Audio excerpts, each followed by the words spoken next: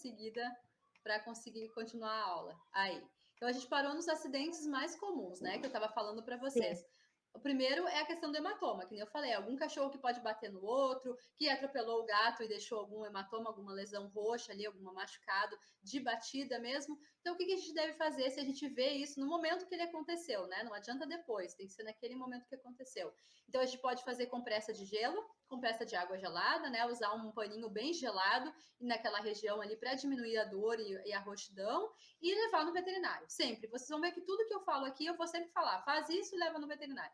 Faz aquilo e leva no veterinário. Porque, como eu falei desde o início, é o veterinário que sabe o que fazer, que vai indicar o melhor tratamento, não é a gente tentando em casa que a gente vai resolver. A gente vai dar os primeiros socorros, os primeiros tratamentos ali, primeira atenção, e depois é o veterinário que vai tratar. Tá bom? Então, fazer a compressa de gelo ajuda bastante, diminui a dor, diminui a roxidão, né? Aquela lesão roxa ali, e já levar no veterinário para ele continuar tratando. Substâncias tóxicas, né? Então, aqui pode ser envenenamento, que por gente má, né, de má índole realmente, que seja ruim, cruel, que vai dar um veneno para realmente causar um óbito num gato ou num cão, seja o que for, mas aqui entra todas as substâncias tóxicas. Então, por exemplo, ele ingeriu um produto químico. Eu estava limpando a casa com água sanitária, que aqui no Brasil a gente fala que boa, né, que é uma marca de água sanitária. Ah, estava usando a que boa e ele foi lá e lambeu. Ou ele teve contato nas patinhas e depois lambeu as patinhas. Ou ele ingeriu algum produto químico achando que era alguma substância que ele gostava de tomar, sei lá, qualquer substância que seja química, tóxica para aquele paciente, o que a gente deve fazer? De preferência levar no veterinário, porque aqui é um caso de intoxicação, é um caso de urgência, pode levar esse paciente a óbito. Mas se a gente não tem como levar aquele pet naquele momento, né, a gente tem que fazer alguma coisa, a única coisa que vocês podem fazer é carvão ativado. Eu não sei se isso é fácil de achar em Catarina, em Portugal, se é uma coisa assim, que são cápsulazinhas que a gente compra na farmácia, uns comprimidinho preto, que é o carvão ativado. Tá? Ele é bem bom para ajudar na desintoxicação desse organismo. Tá? Doutora Gladys, aqui em Portugal Claro. o carvão ativado é vendido só em espaços veterinários e na farmácia é muito raro encontrar. Ah, então você pode comprar na agropecuária. Aqui nas agropecuárias, nas farmácias veterinárias, a gente tem um pozinho já, que o nome é Interex, que ele já vem num pozinho diluído, que é mais fácil de dar para o pet, que tu dilui na água e dá na seringa. Mas assim. nas farmácias eles vendem aqui também para a gente o carvão ativado comprimido, tá? Então, tanto faz, vai depender da região, mas o carvão ativado ele é tranquilo de administrar nesses casos, não vai causar dano nenhum para o pet, não vai causar nenhuma complicação para esse pet, ele vai ajudar, mas, falando de novo, é necessário levar no veterinário, porque isso pode te complicar, pode vir outros sinais clínicos, e esse paciente ele começar a piorar, ele pode começar a convulsionar, inclusive, e como eu falei, e a óbito, dependendo da quantidade de substância que ele ingeriu, dependendo de qual substância foi que ele ingeriu. Então, aquela história de dar leite para o pai, dá leite que ajuda a diluir. Não, não dá leite. Ah, dá água sanitária para ele vomitar, água oxigenada para ele vomitar. Não, não dá para fazer vomitar. Por quê? Leite condensado também dizem que é para dar para vomitar. Não. Quando a gente causa vômito para esse paciente, para esse pet, o que a gente faz? Ele ingeriu uma substância tóxica, tá lá no estômago agindo. Aí a gente dá alguma coisa para vomitar, ele volta com aquela substância tóxica de novo, queimando todo o trato gastrointestinal de novo. Então ele já entrou queimando e sai queimando. Não tem que fazer vômito, não tem que causar vômito, não tem que botar dedo na boca, não tem que fazer nada disso. Tem que levar para o veterinário, ou no máximo, se não conseguiu levar no veterinário, dar o carvão ativado. E o carvão ativado, o que ele vai fazer? Ele vai se grudar naquela substância e vai tentar expelir pelo xixi, pelas fezes, ele vai tentar mandar embora já direto pelo trato gastrointestinal. Ele não vai fazer voltar, ele não vai fazer neutralizar, nada disso. Então, ele é uma tentativa de fazer a substância embora, dando para esse paciente, para esse pet. Então, é necessário levar no veterinário, porque esse dano pode ser muito grande por causa dessa substância, tá? Porque mesmo que tu dê o carvão ativado, aquele tempo que só de ingerir a substância, aquele tempo que já estava ali em contato com o organismo do paciente, né, do pet de vocês, já pode estar causando danos bem graves para aquele cão, aquele gato, tá bom? Entendido?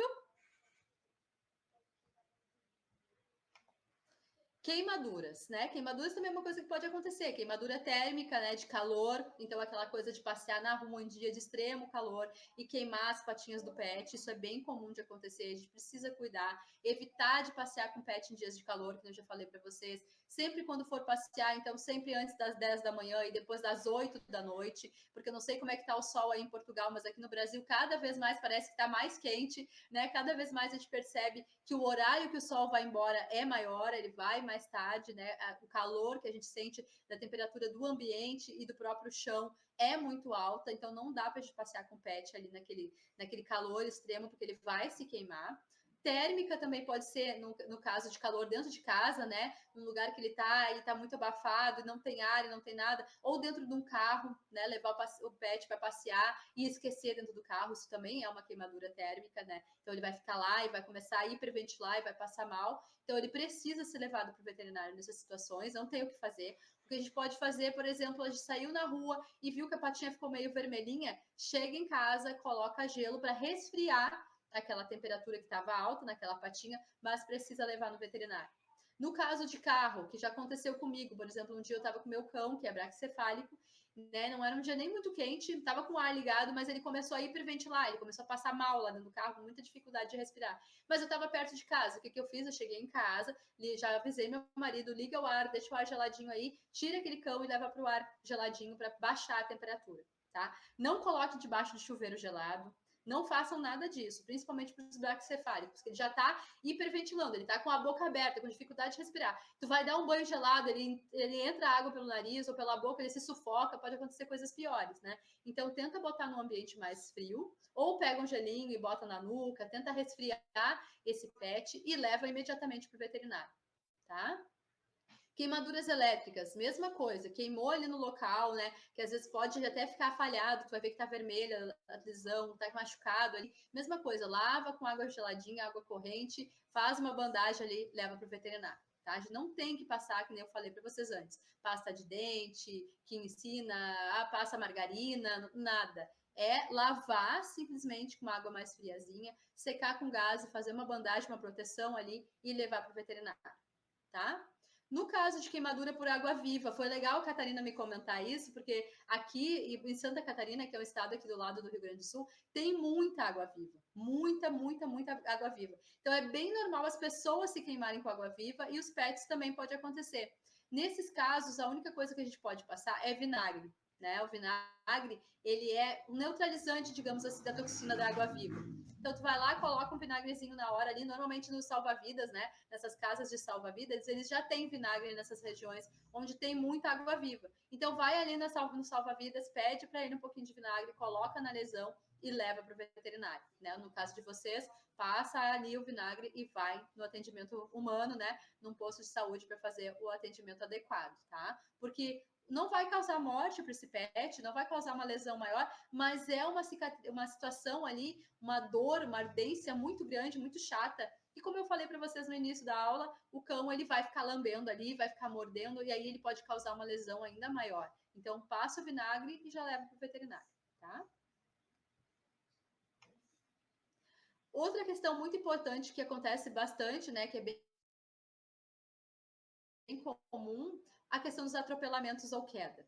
Pinscher, né, aqueles cachorrinhos pequenininhos, Spitz, aqueles micro cães, né, bem pequenininhos. Ai, tá em cima da cama, caiu, bateu a cabeça ou bateu a perna ou, né, caiu de mau jeito e já levantou a perna e já não consegue mais caminhar. Isso tem que ser levado, pessoal, como uma urgência, tá? Atropelamento ou queda sempre é uma urgência. Por que eu digo que sempre é uma urgência? Na maioria das vezes, as pessoas vê aquela queda acontecendo, o cachorro cai, se machuca, é atropelado, e aí a pessoa olha e diz, ele saiu caminhando, correndo, tá bem ativo, balançando o rabo, tá bem. Não, ele não tá bem.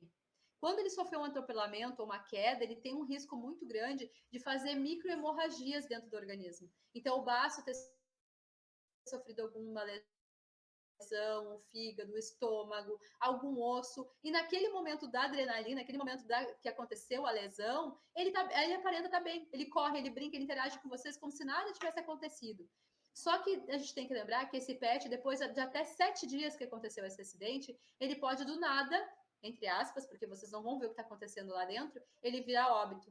Então, quando acontecer um atropelamento ou uma queda, tem que levar no veterinário. Mesmo que aparentemente vocês olhando para aquele pet não tenha nada quebrado, não tenha nada lesionado, não tenha ferida aberta, sangramento, não tenha nada olhando para ele. Mas internamente, como eu falei, tem um grande risco, uma grande chance de ter acontecido um problema bem maior. Então, precisa levar no veterinário para tratar de forma adequada, fazer exames, fazer raio-x, fazer ecografia, porque pode ter acontecido alguma coisa grave lá dentro que a gente não está enxergando só olhando aquele pet, tá? Então, claro, se é um atropelamento e tu pegou aquele cão lá na onde ele foi atropelado e viu que ele tá todo machucado, é urgentemente levar para o veterinário. E como eu falei para vocês antes, o preferível, o melhor sempre é chamar o veterinário até a casa de vocês, para vocês não tentarem mexer nesse cão e agravarem ainda mais a situação, né? Que nem uma pessoa, porque a gente sempre fala que a pessoa quando foi atropelada, ninguém é para mexer, que é para chamar a SAMU aqui no Brasil, né, que é a ambulância, que é para chamar a polícia, que é para chamar a federal, que é para chamar alguém e não ir mexer naquela pessoa. Por isso, porque a gente não tem aquele conhecimento da anatomia que eu mostrei para vocês antes, então a gente pode causar uma fratura maior, a gente pode causar um esmagamento de algum órgão, de repente você já está quebrado uma costela e essa costela vai lá e perfura pulmão. A gente não sabe como pegar esse pet. Então, o ideal é levar o veterinário até esse pet machucado. Se não tiver como, aí tentar manusear o menos possível esse pet, sempre num lugar reto, né? Pegar uma tábua, uma porta, alguma coisa que seja bem reta e bota o pet ali e daí leva para o veterinário, tá? Mas de preferência não mexer nesse pet. Outra coisa bem comum, como eu disse para vocês que eu sou veterinária oncologista, trabalho aí direto com pacientes com câncer, então eu vejo muito a questão dos tumores ulcerados, aqueles tumores de mama que abriu, que está aberto, que está uma ferida aberta, que está sangrando, que está com mau cheiro. Normalmente, o que a gente faz? As pessoas ficam na dúvida, querem botar cicatrizante, querem botar pó que vai secar, que é isso, que é aquilo. Não, a gente não pode fazer nada disso. A gente pode fazer o quê, então, em casa? Percebeu que a nossa cachorrinha estava lá caminhando, brincando, e daqui a pouco a gente viu aquele sangue no chão, vai olhar, tá aberto o tumor que ela tinha. O que a gente faz? A gente pode lavar com água geladinha, ali com água mais, né, puxado para o gelado do que para o quente, secar com a gaze, como eu falei para vocês, fazer uma bandagem, uma atadura e levar para o veterinário. Não é para tentar botar nada de receitas caseiras, babosa, seja o que vocês já ouviram falar. Não coloquem nada. Lava, seca, faz a bandagem, a proteção e leva no veterinário. É muito importante fazer uma proteção. Toda lesão aberta, ela tem que ter uma proteção. Porque, como eu falei para vocês antes, o cão e o gato, ele tem aquela autodefesa de ficar se lambendo, de ficar se mordendo, e aí vai machucar ainda mais essa lesão, tá? E aí, no caso de convulsões, isso também é uma coisa muito falada e que as pessoas erram muito no como agir no momento da convulsão, tá? O cachorro tá lá, tá brincando, tá faceiro, e daqui a pouco, do nada, ele fica todo travado, bota a língua para fora, começa a babar e começa a tremer, começa a convulsionar. O que as pessoas normalmente fazem? Pegam no colo, começa a sacudir, leva para dentro do chuveiro, tenta dar água gelada, né? E tenta molhar. Nada disso, gente. Nada disso é para fazer. Por quê? A convulsão, ela nada mais é como uma descarga elétrica no cérebro daquele pet. Então, digamos que ele está ali caminhando, conversando, brincando, sei lá, fazendo alguma coisa, e deu uma crise convulsiva. O cérebro dele hiper agitou, deu atividade, ficou muito além do normal. E ele começa a passar muita corrente lá de eletricidade dentro do cérebro. Então, esse paciente ele começa a ficar muito agitado, muito descontrolado.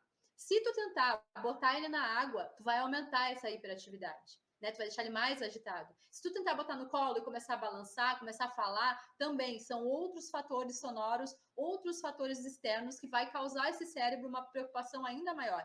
Ele já está se preocupando, ele já está tentando resolver um problema que o pet está, e aí daqui a pouco ele tem que ouvir a pessoa falar, ele tem que, sabe, ele tem que interagir com todo mundo externo no que está acontecendo. Então, não façam isso. O que vocês podem fazer? Deitar esse cão de lado, deixar ele quietinho no lugar calmo, com luz apagada, o mais tranquilo possível, que a convulsão, normalmente ela passa sozinha, tá? Se for uma convulsão por excesso de calor, por excesso de estresse, por uma crise de verminose, alguma coisa mais simples, ela vai passar. É horrível, é uma sensação de morte, é horrível, é uma sensação de morte, mas lembra que a gente tem que manter a calma. Mantenha o cachorrinho de lado, o gatinho de lado, né? E deixa ele tranquilo ali. Mentiras que se contam. Ah, eu tenho que puxar a língua porque senão ele vai engolir a língua. Não existe isso. O cão e o gato, ele não vai engolir a língua, o ser humano também não vai engolir a língua, ele não vai se engasgar porque ele está tendo uma convulsão. O que pode acontecer é ele se engasgar com a saliva excessiva que ele está causando, né? Porque naquele momento da convulsão ele começa a babar excessivamente. Então, por isso que a gente precisa botar de lado para a baba escorrer e saindo para o chão e não causar um afogamento desse cão pela baba. Só isso, tá? Mas deita o cão ou o gato de lado, a pessoa, seja o que for, deixa aquele paciente calmo, com luz escurinha, num ambiente tranquilo e chama o veterinário, tá? Ou leva para o veterinário. Não tentem fazer nada por conta de vocês, que vocês vão fazer essa convulsão durar mais tempo e causar mais dano para aquele pet, tá? Parto distóxico. O que é o parto distóxico? É aqueles cães, aquelas cachorrinhas, aquelas gatinhas que estão em trabalho de parto e não estão conseguindo parir por vários motivos. Uma porque não tem contração, né? Daí fica com aquela dor extrema, caminhando para lá e para cá e não consegue parir. Outra porque não tem dilatação, então a barriga desce, sobe, mas ele não consegue expelir aquele filhote. Ou também por casos de que trancou o filhote na saída da vulva ali, né? Trancou na saída do parto e tá metade para fora, metade para dentro. Nesses casos, pessoal, não tentem tirar, não tentem botar a mão, não tentem fazer nada, levem para o veterinário.